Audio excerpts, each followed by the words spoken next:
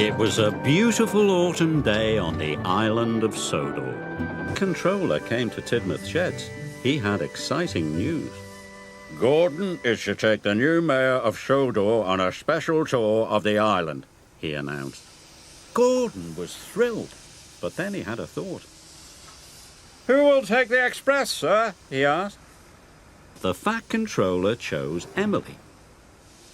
When the Fat Controller left, Emily was very happy, but Gordon wasn't impressed.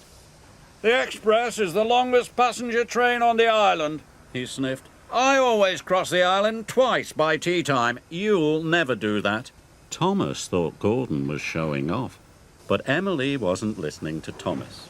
I'm going to be as good as Gordon, she said eagerly, and she steamed away as fast as she could. Emily puffed into Knapford Station. She was looking forward to taking the express, but it was very, very heavy. Bus man, Buffett, she gasped as she slowly pulled out of the station, but she pulled away too soon and left the brake coach behind. Emily puffed with all her might. She was determined to be fast.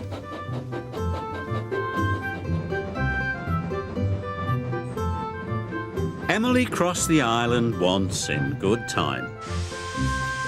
I am as good as Gordon, she puffed proudly. Emily stopped in Maithwaite Station. The express was a guaranteed connection with Bertie the bus. But Bertie hadn't arrived.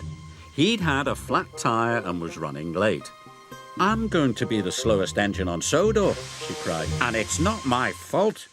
And she puffed away. When Bertie arrived, Emily had already left. Emily needed to take on water, but James was at the water tower. He was pulling the slow goods train. Express trains don't wait, said Emily, and she left without taking on water. Emily went faster than ever. Her carriages rocked and rolled, and her passengers were biffed and bumped and bounced.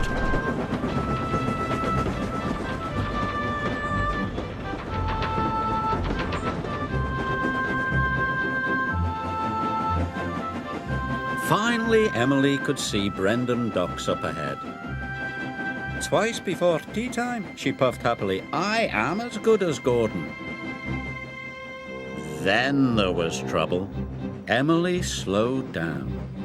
What's happening to me? She cried. She went slower and slower. Emily had run out of water. She huffed and puffed, but she had no steam left. Finally, Emily came to a complete stop.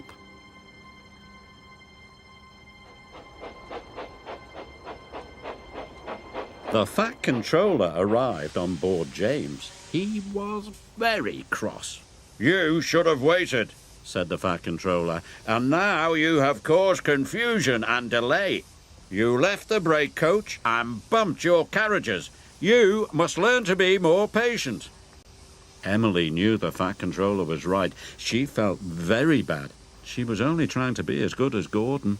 I'm sorry, sir, she said sadly. James pulled Emily into the docks. Then he went back to collect the express.